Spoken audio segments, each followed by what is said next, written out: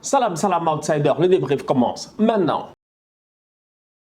Manchester City et Liverpool se rencontrent encore une fois et cette fois-ci, c'est Liverpool qui l'emporte 3-2. Franchement, on va être très sérieux. Top performance de la part des Reds de Liverpool. Et ces Reds de Liverpool-là, ils sont arrivés dans ce match face à Manchester City et dès le début du match, ils ont mis le tempo qu'il fallait. Ça se voyait qu'ils étaient déterminés, qu'ils avaient envie de gagner ce match-là. Au-delà de cela, le 11 de départ de Jürgen Klopp était différent du 11 de départ qu'il y a eu à jouer cette semaine en Ligue des Champions à quelques points près. Et c'est là où j'ai envie, je dis bien, de lever mon chapeau au petit Konaté parce que je ne m'attendais pas à ce qu'il enchaîne les matchs. Et le voilà, je dis bien, dans cette équipe-là quand même de Jürgen Klopp en train d'enchaîner les matchs, même pas quelques semaines après que Joël Matip ait été élu meilleur joueur quand même de Première Ligue du mois de mars.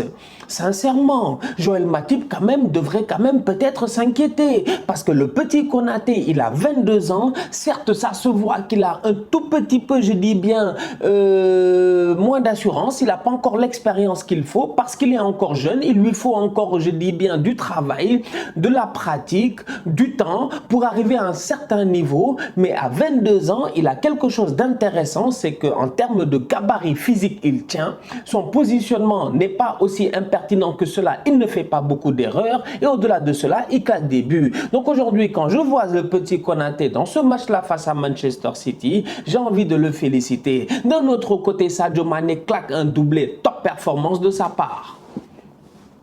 Il est en forme.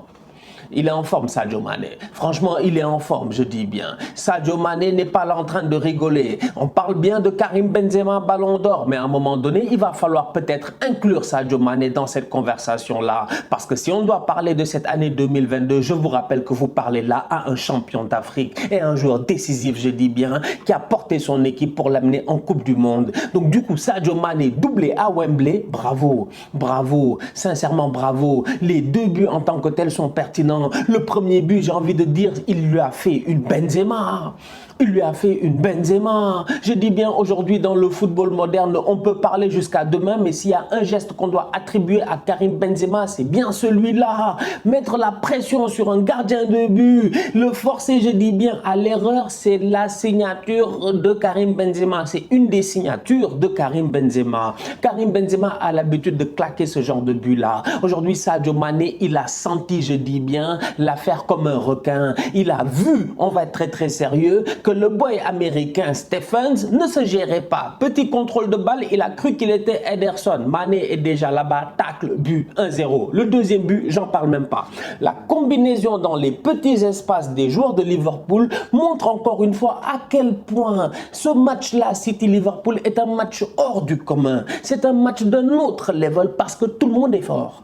Tout le monde est fort. Techniquement parlant, tout le monde est fort. Là-bas, je te dis, ils peuvent jouer, faire un taureau et tu ne toucheras pas le ballon. Et c'est ce qu'ont fait Trent Alexander-Arnold, Luis Diaz et Thiago Alcantara. Et Thiago Alcantara, il donne un super ballon à Sadio Mané. La volée de Sadio Mané, s'il vous plaît, on aurait dit que le gars, il était au ping-pong. Mec, il a coupé, pas. Le ballon a fait effet. Le gardien n'a rien compris. Donc, Liverpool gagne 3-2. Top performance de la part de Konaté défensivement qui claque un but et qui derrière quand même se gère et continue à s'imposer petit à petit malgré son jeune âge et son manque d'expérience. Bravo à Sadio Mané qui nous montre encore une fois que c'est lui, je dis bien, le ballon d'or africain, même s'il n'y a pas eu de cérémonie cette saison. Peut-être Edouard Mendy aussi. Bon bref, en tout cas, ça reste au Sénégal. Cela fait maintenant 6 matchs, toutes compétitions confondues, que ce soit avec Liverpool ou l'Égypte, que Salah n'a pas claqué un but. C'est rare, c'est très très rare. Mohamed Salah, j'ai eu l'occasion de le dire, depuis son retour, je dis bien, de cette triple confrontation Égypte-Sénégal, tu sens que mentalement, il y a peut-être quelque chose qui l'a touché. Il voulait gagner. Et c'est normal, c'est un compétiteur, c'est un grand joueur. Malheureusement, il est tombé face à une équipe qui a été peut-être collectivement meilleure que la sienne. Et donc, du coup, Mohamed Salah, quand on le voit aujourd'hui, il est un peu à la peine parce que Salah, il y a des occasions, tu penses qu'il va marquer, malheureusement, il ne marque pas. Salah n'est pas au top de sa forme. Et ça, sincèrement, j'espère que ça va changer parce que dans le dernier stretch, dans les derniers 100 mètres de cette fin de saison pour la course, je dis bien, à la Première Ligue et pour la course à la Champions League, Liverpool aura besoin d'un Mohamed Salah décisif. La deuxième mi-temps de ce match-là a été très équilibrée et la deuxième mi-temps de ce match-là nous a montré qu'une équipe comme Manchester City est capable à un moment donné d'accélérer son rythme. Je dis bien d'accélérer son rythme et c'est passé dès le début de la deuxième mi-temps à travers un Jesus encore une fois décisif, passe décisive pour Jack Grealish, un Jack Grealish qui a un mouvement beaucoup plus intéressant en deuxième mi-temps qu'en première mi-temps, donc du coup il va essayer d'éviter le maximum les contacts physiques et ça c'est important quand tu sais que Konaté et Van Dijk physiquement parlant tu les colles, ils te bouffent, donc du coup il faut essayer de les éviter, profiter je dis bien des montées des latéraux de Liverpool, s'intercaler dans les demi-espaces, c'est ce qu'a essayé de faire Jack Grealish. Foden en termes de combinaison en deuxième mi-temps, Manchester City a été beaucoup plus intéressant.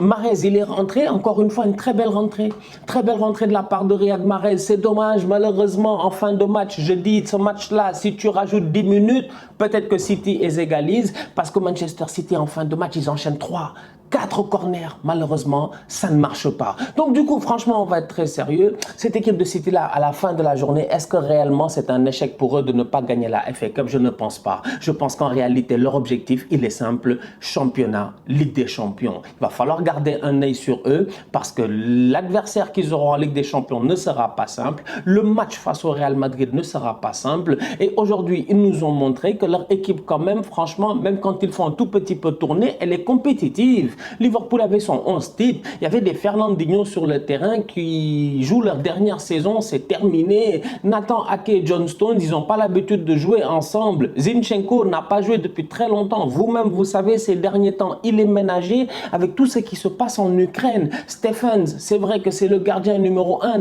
des États-Unis. Si je ne me trompe pas, bon, aujourd'hui, il joue, il ne se gère pas. Mais bref, l'équipe est quand même équilibrée. Ça montre aussi la profondeur de banc de cette équipe de Manchester City-là.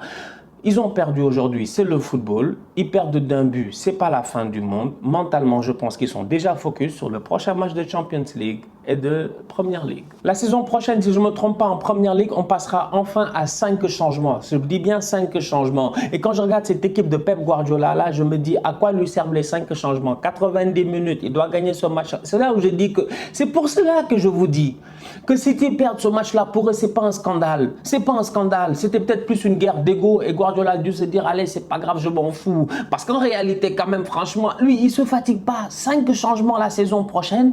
Lui, déjà, il y en a 3, il n'en utilise pas.